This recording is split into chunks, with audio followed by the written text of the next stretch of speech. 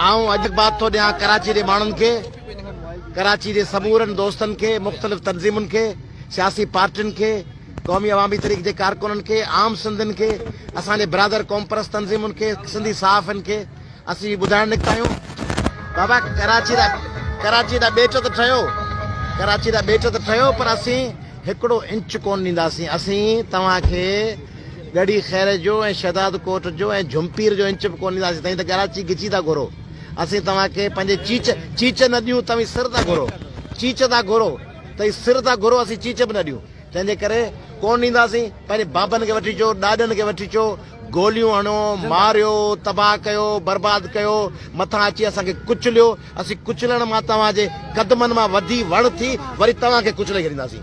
तंहिंजे करे ऑर्डिनेंस खे रद्द था कयूं, ॿेट चोराइण कोन ॾींदासीं, कारूं जड़ चोराइण कोन ॾींदासीं, सिंध जूं सीटूं विकिजण कोन ॾींदासीं, तइलीमी इदारनि जूं, सिंध जी कराची, हैदराबाद, अंदरूनी सिंध, बैरूनी सिंध, सिंध असांजी तो कंहिंजे पीउ जी ताक़त आहे, सिंध असांखे खस ॾेखारे।